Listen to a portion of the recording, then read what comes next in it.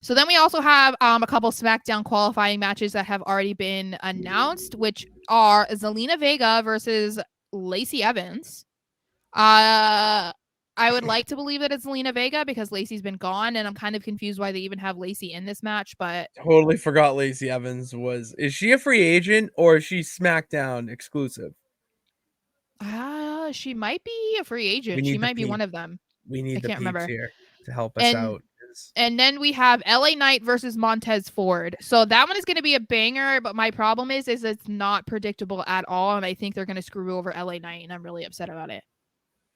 I think Montez. How You do they're can't. You can't. Like you can't. you You have have to. to. You have to go. If the I LA Knight know. loses, they're gonna riot.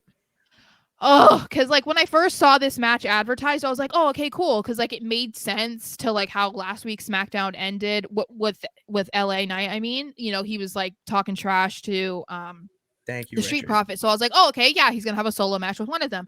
And then I saw that they said it was a qualifying match, and I was like, fuck. Because then I was like, I don't have the faith that they're gonna have him win. I just don't, because it's Montez Ford. If he was going against Angelo Dawkins, automatically it would be LA Knight. But it's Montez Maybe Ford, that's it. It's a red you know? herring. It's a red Maybe.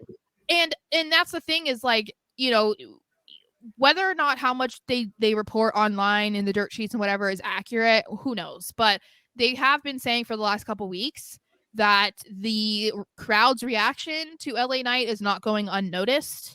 The Saudi It reaction can't. to LA Knight is It not going can't. unnoticed. I Yeah. mean, they made Triple H stop talking at the press conference on Friday because they were just chanting LA Knight, even though he wasn't even there. Like at the press conference, I No. mean. Yeah. And at the SmackDown from last week, the double taped SmackDown, when he was talking to the Street Profits, they first of all, when he came out, they filtered in fake boos, first of all, which people were really pissed about because it was like, what are you doing? And I'm like, it's irritating, but like they don't want him to be a face. So they're trying to make him seem like a bad guy. Yeah. So they filter in fake crowd noise.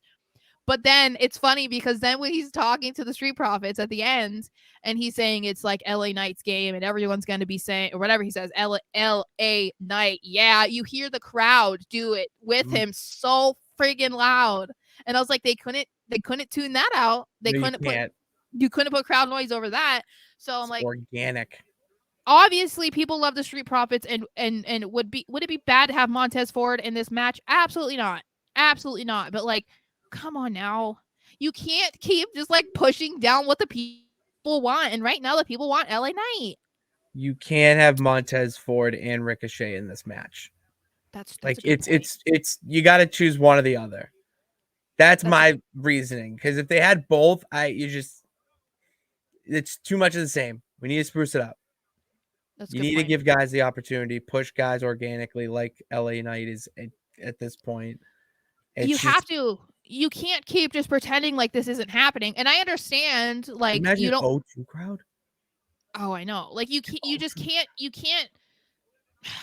you can't pander to every single thing that the fans want. You can't. Agree. Obviously, that was it. I'm never saying that because someone thought that that's what I was saying. I was like, no, but you can't keep ignoring that overwhelming chanting for LA Knight at random moments. The yeah chants, how loud they react when he comes out. You can't keep pretending that it's not happening. You can't.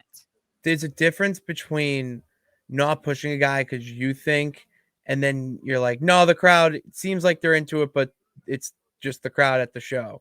Yeah. And then there's the diehards where it's not just weekly, it's getting to like a month and a half, 2 months of the same level of reaction.